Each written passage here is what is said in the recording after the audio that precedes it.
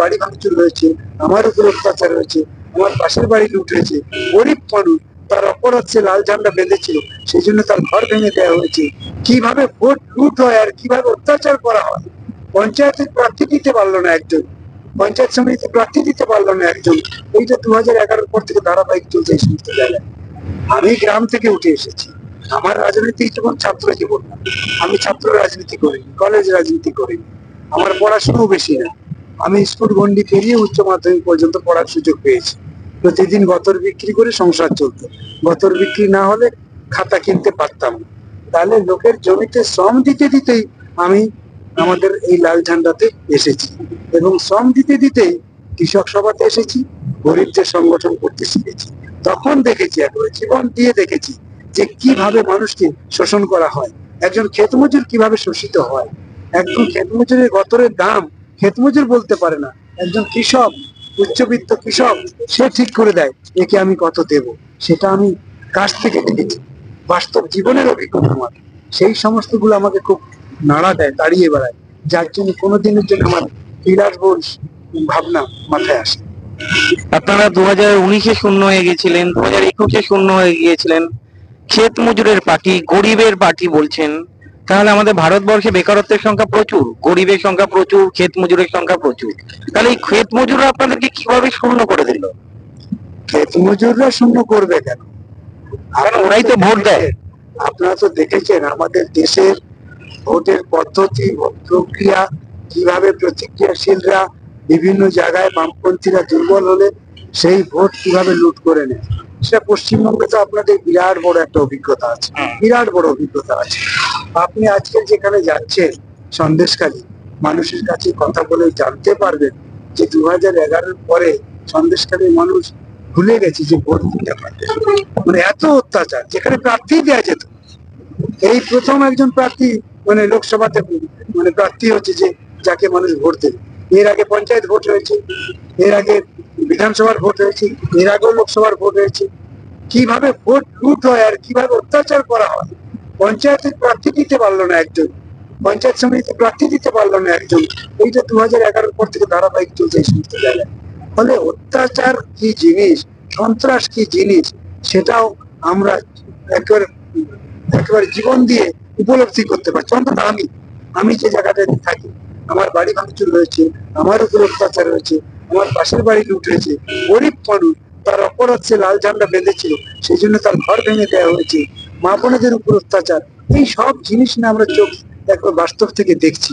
মানে সন্ত্রাস মানুষকে কোন জায়গায় নিয়ে যায়, আপনি মানুষের সঙ্গে কথা বললে বুঝতে পারবেন। আতঙ্ক কিভাবে বয়ে বেড়ায় মানুষ, মানে বিরাট বড় ঝুঁকি নিয়ে মানুষ বেঁচে আছে। ফলে ভোট আর হয় না, তাই মানুষ ভোট দিতে পারে না। আমি এখনো বলছি তো যে আপনি দেখুন যে ভোট যদি মানুষ দিতে পারে তাহলে বামপন্থীরা কোনোদিনের জন্য শূন্য হবে, কোনোদিনের জন্য শূন্য হবে, কেউ শূন্য করতে পারবে না। আপনাকে একটা গল্প বলি। আমাদের পার্টির শ্রদ্ধেয় নেতা কমরেড সূর্যকান্ত মিশ্র তখন বিরোধী দলনেতা, আমি তখন এমএলএ।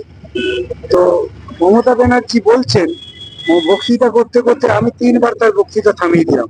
বললাম যে মাননীয় স্পিকার মহোদয়, মুখ্যমন্ত্রী এই সভাতে অসত্য ভাষণ দিচ্ছেন, এই সভাতেই যদি তিনি অসত্য ভাষণ দেন তাহলে আমরা বাইরে গিয়ে কি বলবো। মুখ্যমন্ত্রী এই বক্তব্য বন্ধ হওয়া উচিত। 3বার বক্তব্য থেমে যায়।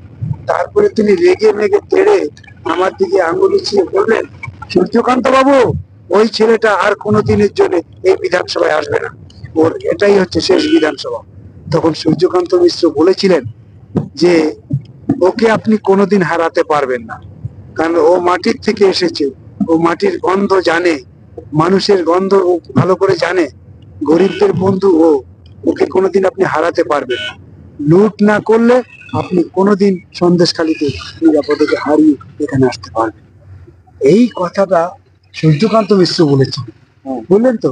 আজকে মিলে যায়, বাস্তবটা আজকে মিলে যায় যে সত্যি সত্যি ওরা যদি সন্দেশখালীতে তারপরে 3বার গেছে মুখ্যমন্ত্রী গিয়ে ভোট লুটের প্ল্যানিং করেছে, এইটা যদি না করতে পারতো তাহলে আর কোনো দিনের জন্য সন্দেশখালী থেকে অন্তত হারাতে পারতো না।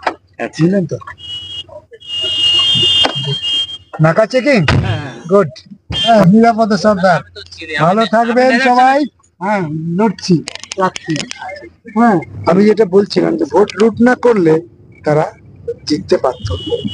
2016 সালে না না, আপনি বলছিলেন মানে বিধানসভায়, তো বিধানসভায় সূর্যকান্ত মিশ্র বলেছিল সন্দেশখালীতে হারাতে পারবেন না নিরাপদকে যদি আপনি লুট করতে না পারেন।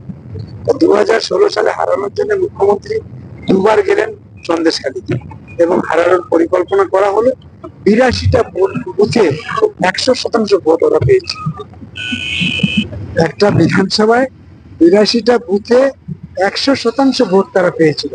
আজকের আপনারা সেই এলাকা দিয়ে যাবেন সন্দেশখালীতে, দেখতে দেখতে যাবেন যে 100% ভোট কি করে হয়? মানে বিরোধীদের কোনো ভোটই পড়েনি তার মানে? ভোটেই পড়েনি। তার মানে এইভাবে তারা জিতেছিল, মানে এইভাবে তারা জিতেছিল 2016 সালে। আমরা 2016 সালেও কিন্তু নিরাপদ সরকার এখানে জিতে আসতো। তারপর